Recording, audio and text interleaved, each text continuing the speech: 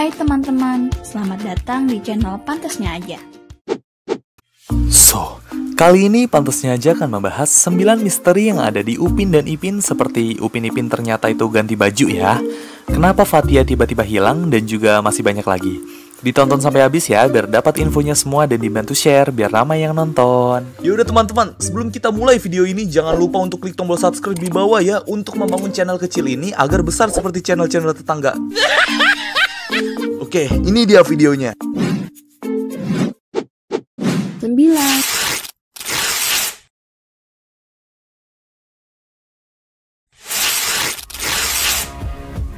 Oke, kalau yang ini juga banyak yang bertanya ya, kenapa suaranya Jarjit itu gede, seolah-olah kayak udah dewasa. Jadi Jarjit Singh ini itu beretnis India, lengkap dengan ciri-ciri fisik, tubuh, serta gaya bicaranya yang sungguh menggambarkan keetnisan India ya. Dalam keterangan Last Kopek, Jarjit adalah seorang anak laki-laki berketurunan India Punjabi. Usianya itu sebaya dengan teman-teman sekelasnya ataupun sama. Tapi menariknya, suara Jarjit itu dibuat besar seolah-olah udah kayak orang dewasa. Udah pecah lah bahasanya. Dan juga seperti yang kita tahu, etnis India ini memang memiliki suara yang khas dan berkarakter berat. Jarjit itu dikenali juga ya dengan kepandaiannya dan berjenaka dalam berpantun juga gitu. Dan juga bisa diketahui nih, bahwa pengisi suara Uncle Singh yang kata jadi hantu kampung durian runtuh tuh, yang kata di movie pertamanya yang di King Pengembaraan Bermula, itu sama kayak Jarjit Singh. Maka dari itu suaranya itu gede, soalnya yang ngisi suara itu sama orang dewasa juga gitu.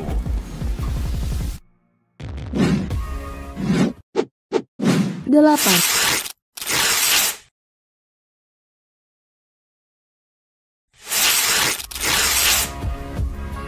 Fathia adalah salah satu karakter di Upin dan Ipin yang bisa dibilang mantan pelajar di TK Tadika Mesra.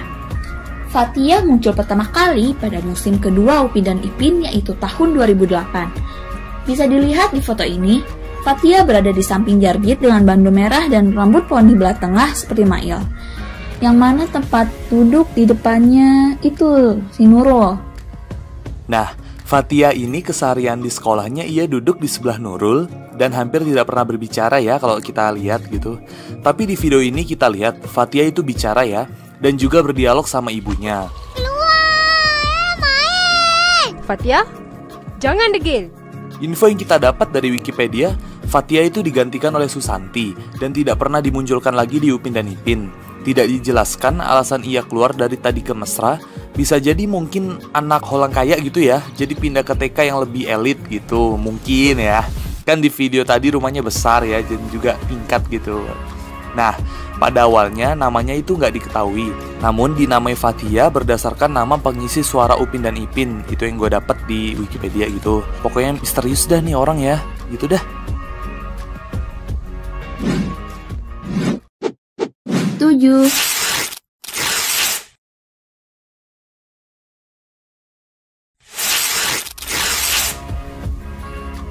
Oke, buat yang ini kalian pasti bertanya-tanya kan, kenapa sih Upin Ipin ini tuh pakai baju itu terus? Atau dalam artian kayak gak pernah ganti baju pas main gitu loh. Nah, gue nemuin nih di salah satu scene pas episode Kawan Baik Upin dan Ipin di musim 14. Di sana terlihat lemari Upin dan Ipin ya. Bisa kalian lihat tuh. Yang di dalam lemarinya itu terdapat satu baju biru yaitu punya Ipin, dan satu baju kuning yaitu punya Upin. Nah, ternyata selama ini mereka itu ganti baju loh. Tapi bajunya itu kembar, maksudnya pakaiannya itu sama ya. Jadi tetap biru sama kuning gitu, tapi ada dua gitu loh. Bisa kalian lihat deh. Ya udah, mungkin itu doang sih yang bisa gue jelasin. Buat yang lebih tahu bisa komen di bawah ya, atau punya pendapat gitu.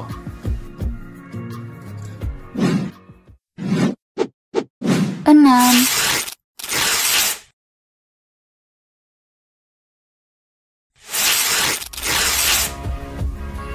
Nah, yang ini menurut gue paling epic ya. Jadi di musim 3 dan musim 4 itu tepatnya pada episode istimewa Hari Ibu dan menjelang Syawal, bisa dilihat langsung bahwa kuburan almarhumah Ibu Upin Ipin dan Kak Ros ini terlihat kurang terurus ya. Tempatnya maksudnya ya, dari seperti rerumputannya itu yang jarang-jarang, terus warna makamnya itu yang cukup kurang cerah, dan juga bisa dilihat lagi deh di sekitarnya itu seremnya gimana ya. Jadi emang kuburan banget lah maksudnya. Kemudian di musim 14 tepatnya pada episode Syahdunya Syawal, kuburan almarhumah Ibu Upin Ipin dan Kak Ros ini terlihat super duper bagus. yaitu beda 1000% itu menurut gua daripada yang tadi atau yang pertama gitu. Ya bisa dilihat tuh rerumputan di sekitarnya ya, maksudnya ijo-ijo bagus gitu kan, kayak rerumputan seger. Terus kuburan lainnya juga, maksudnya kuburan di sekitarnya tuh juga bagus gitu, nggak nyermin. Dan juga lebih putih bersih gitu deh, bisa kalian lihat langsung ya. Nah, di musim 3 dan 4 itu ternyata di kuburannya almarhumah itu ada bahasa Arabnya di sampingnya ya. Nih, kalian lihat. Tapi di musim 14 itu gak ada, jadi kayak polosan putih gitu dah. Dan juga buat tempat namanya tuh beda. Nah, kalau menurut gua pribadi ini bukanlah kesalahan, melainkan ini adalah upgrading 3D modeling dari kuburannya ibunya Upin Ipin dan Kak Ros. Dikarenakan musim 3 dan musim 4 itu jauh ya ke musim 14, apalagi musim 14 itu baru tahun ini di 2020. Nah, menurut kalian gimana nih? Bisa komen langsung di bawah ya. 5.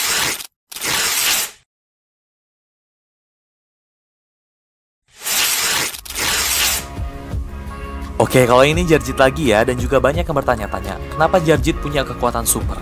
Seperti yang kita tahu, bahwa Jarjit ini sangat terobsesi jadi pahlawan bertopeng ya, yang mana tiap-tiap pahlawan atau superhero itu punya kekuatan super, kayak di Avengers, DC, ataupun yang lain gitu. Jadi ini ada kemungkinan bahwa pihak Last Kopek seolah-olah membuat Jarjit sebagai pahlawan versi temannya Upin dan Ipin, dan juga dibuat adanya kekuatan dari dalam dirinya gitu, seperti kayak bisa lari cepat, kuat, loncat, ataupun ya kayak gitulah. Pasti kalian juga udah lihat ya. Intinya Jarjit ini bisa dibilang mungkin latihan setiap hari atau memang keinginan Last Kopek gitu loh untuk menambah kekuatan pada dirinya ini atau si Jarjit. Atau lagi Jarjit adalah anak ajaib kali ya. Yang tahu bisa komen di bawah ya.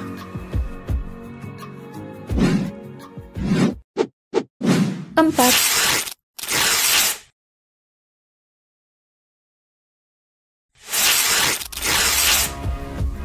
Oke, kalau yang ini yaitu Upin Ipin kembar 3 ya. Dan ini cuma lucu-lucuan belaka. Jadi bisa dilihat pada kemasan camilan yang bernama 3 Putra yang diproduksi oleh UD Makmur Jaya. Jadi ini waktu ini tuh sempat rame ya di sosmed. Yang intinya ini cuma buat lucu-lucuan. Ya terserah kalian sih mau ngasih nama siapa nih si kembar 3 ini. Upin, Ipin, Opin, Epin, ataupun Apin ya. Ya udah terserah kalian. Buat yang bisa ngasih saran, komen di bawah ya. Intinya ini cuma lucu-lucuan.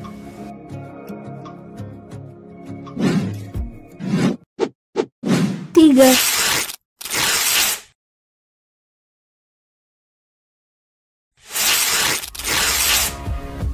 Oke, kalau yang ini yaitu Nurul ya, si anak perempuan dari kelas TK Tadika Mesra yang jarang ikut main dengan kawan-kawan dan sampai sekarang itu belum pernah berbicara ya. Jadi ini pendapat gue pribadi. Nurul itu kemungkinan tidak mendapat pengisi suaranya gitu, dalam artian bisa mengurangi biaya produksi seperti halnya Fathia yang gak ada pengisi suaranya tuh, yang ambil dari pengisi suaranya Upin Ipin. Dan juga Nurul ini adalah tokoh figuran, pelengkap atau sampingan. Maka dari itu mungkin dia ini gak terlalu penting juga kalau berbicara.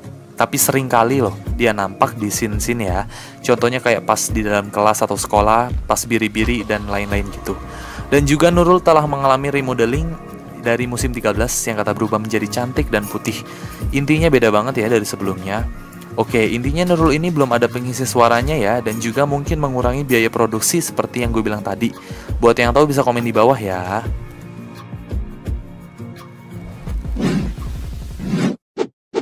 Dua.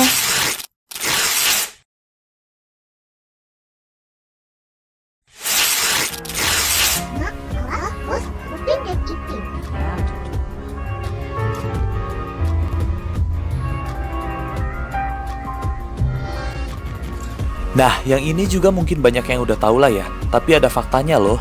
Jadi, bisa diketahui ya, ayah dan ibunya Upin Ipin ini diceritakan telah meninggal dunia sejak episode awal tuh, yang dari pertama lah intinya.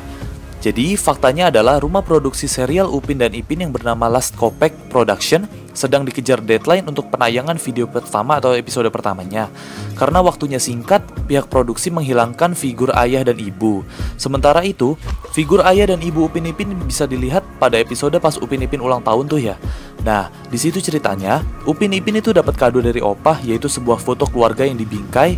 Di sana itu ada tulisan ayah, ibu, Kak Ros, Upin dan Ipin.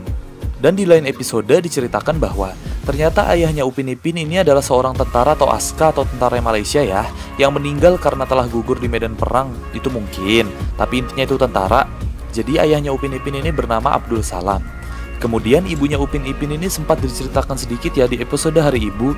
Jadi untuk memperingati Hari Ibu, Upin Ipin diajak Kak Ros itu untuk mengunjungi makam ibunya atau nyekar lah ya bahasanya. Dan juga Opah bilang kalau ibunya Upin Ipin itu memiliki tai lalat yang sama kayak Opah. Kemudian, penyebab kematian ibunya Upin Ipin itu belum diketahui sampai sekarang. Mungkin nanti bakal diceritakan oleh pihak Last Kopek gitu. Itu mungkin. Satu.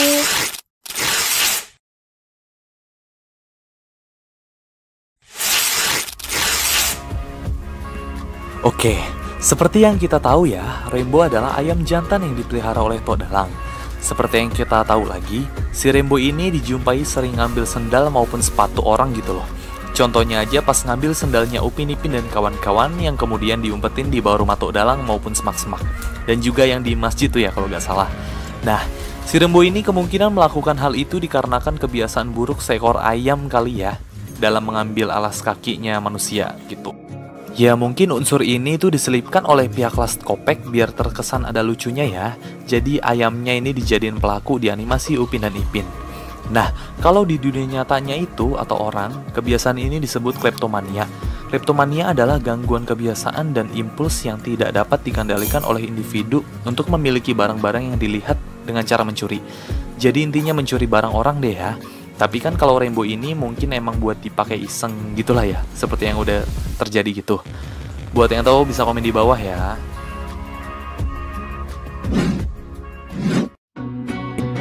Nah, itu dia 9 misteri yang ada di Upin dan Ipin. Emang sih ya, pihak Last Kopeknya itu belum ngasih tahu secara jelas dan pasti itu semua. Jadi apa-apa yang gue omongin tadi itu berdasarkan pendapat pribadi dan hasil googling ya. Oke, dibantu share ya biar ramai yang nonton.